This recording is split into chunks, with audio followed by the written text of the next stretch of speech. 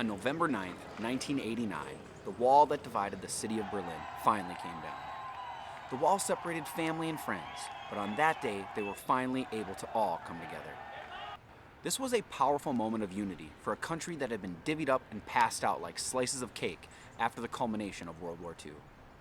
In form of reparations, and with the hope of preventing Germany from starting another world war in the future, the Allied forces rewrote borders and occupied various areas of the country. It was a pretty straightforward split. Russia took the east, Great Britain took the north, France small portions of the west, and the United States got the south and central regions. The one bone of contention was the capital city of Berlin. Britain, France, and the US didn't want to cede the powerful city to Russia, and Russia didn't really want a bunch of capitalists deep into their eastern bloc. After years of East Germans defecting from the east to the west, a wall was built around West Berlin, effectively restricting the normal movements of people and goods about the town. Guard stations were erected, barbed wire was installed, and the people of West Berlin became prisoners in their own city. By the 80s, the Cold War was melting, and the grip of the USSR was loosening. When the wall came down, it ushered in a new chapter in German history.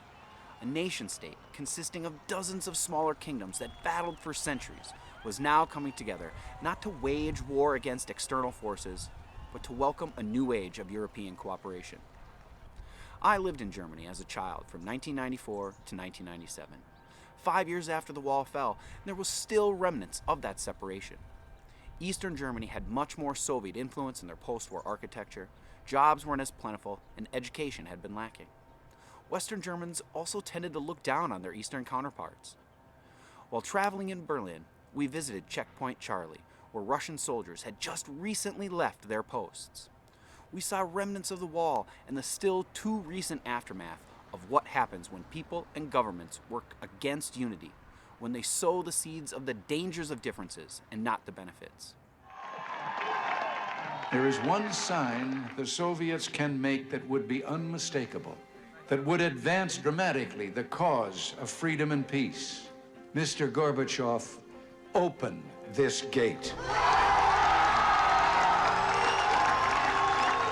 Mr. Gorbachev, tear down this wall.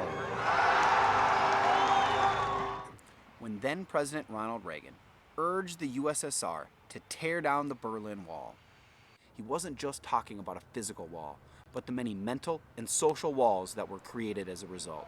And you can't just tear those walls down with a sledgehammer. Those walls take time.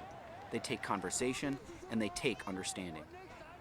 As we think about what November 9th means to the people of Germany, and especially the people of Berlin, think about the walls in your own life. Why are they there? What are they all about? And what can you do to start tearing them down? I'm using walls as a metaphor, by the way.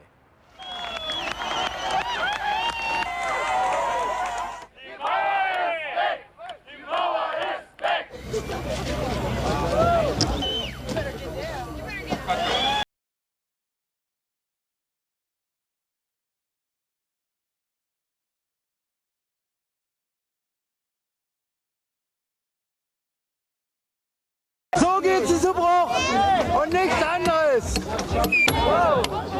Und nicht das Loch nicht.